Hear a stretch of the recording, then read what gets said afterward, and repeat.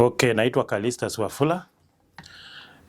Mimi ndio kiongozi the Nairobi Chair UDP, ambapo jana majuzi tuliweza kumsika patilita wetu, na ningependa kuchukua fursa hii kuambia Wakenya Happy New Year, and I wish all of you a new year of blessings so that you can achieve on your endeavors. Number two, I just want to react on some of the sentiments I've heard from our leaders. When we were in the funeral of the lady Cyrus Chirongo, there are so many issues that people discussed. And we have heard also the reaction, especially from the acting party leader of ODM, Mheshimiwa OBURU Odinga. I think it is high time leaders need to be very cautious of their statements, because if you tell us that you are the presidential candidate of ODM and anyone who wish to run on that ticket should look for his party, then what does that mean? It means that is your party, it's not people's party. Number two, there is no party that was formed to serve an individual. Even the lady Raila Odinga used to invite people in the so-called NDC to decide who is a flag bearer, even though he knew very well that at that time he was the most qualified candidate. But he used to invite all aspirants who may wish to run on the ODM ticket. And that spirit is what has made ODM to be in the place it is now. Let us not make ODM look like UDA. UDA, it is like a law that William Ruto will run for his second term. So on ODM, a party that has been the only national party we have in the country is ODM. And Baba used to make that party because he involved everybody in decision making. He brought everybody in ODM. Even in Nairobi here, I want to remind the Honorable OBURU Odinga that Raila used that nationality element to support members of his tribe, because he invited all of us. Majority of Luyas have been voting for Luos in Nairobi. We have not been complaining because we know that is a national party, and whenever a decision has been made or a ticket has been given to a certain candidate, we have to support him. So for you are telling us that you are the preferred presidential candidate, nobody has endorsed you, and you are saying if you decide to work with or to enter into a coalition with anybody, your members should support you, and they have no other option, or else they look for their parties. I don't think that is the spirit that we need to hear. That is the message we need to hear from a leader, especially a new year. A new year start with new resolutions. We need to correct our mistakes.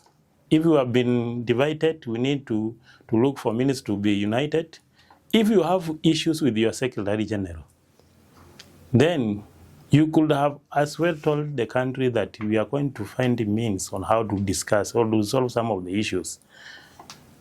The SG has been persistent, even during Raila Odinga, when Raila Odinga was still alive. He has been persistent. He made it clear that for him, he did not wish that Ruto be granted the second term. And that has been his views. I think we need to respect that. And I am also calling upon, just because we have buried our leader who was killed, because we have been waiting for justification from experts or the investigative agents. We have not caught anything. So we confirmed he was killed because we did not get any response or any report pertaining his untimely passing on the road. And I want to call upon church leaders that before Pasaka, I think we need to organize for national prayer. This country has lost great people, great sons, who could have helped this country to achieve its goals. We lost Tom Mboya, we lost Robert Ouko, we lost Dedan Kimathi, and so many others. And they were just eliminated by the state. And if someone, like what Atwoli told us in the funeral, that there is no public inquest that has ever come to pass, or that has ever given results. So according to Atwoli, he wanted us to keep quiet or not to start any inquest because people tried it in the early 60s and the 80s and they failed. Such a kind of mentality, people must realize that this is a new year and this is a new century where things are being done differently. You cannot solve current issues basing on the issues that happened in the 80s. So we can have public inquest to bring closer to extrajudicial killing, because when you kill a business person, you are killing economy. Cyrus Jirongo has lost life, and for us who were close to him, we knew very well that by January, he could be having a lot of money. Even the money that he used to have during Youth for Khan, that was not money. He was about to get the real money that could have shaken the country. Maybe if he could have decided to run for president, he could have shaken everybody. But now, someone, somewhere, maybe planned for his death. So for us as people, we don't have power. We are just committing ourselves, we are committing our prayers before God. We are asking our God to be our divine intervention so that we prevent more death. Kupoteza maisha ya mtu yeyote Kenya. Me, I do not want to wish anybody death, even my worst competitor. Na nataka kuambia viongozi, wakati mnashindana kwa mawazo, mtu akikushindana na wewe, akutoe nje ya serikali for example, na maybe huyo mtu asiwe mzuri, kuna chance pia ya wewe kurudi tena. I am sure if William Ruto can be defeated in 2027, na kwa maybe yale mambo alikuwa anafanya watu walikuwa wanaona ni fatali, definitely William Ruto will come back. So wewe kama una support mheshimiwa William Ruto, usifanye hii kuwe ni biashara kama ya kufa kupona. It's not a do-die game.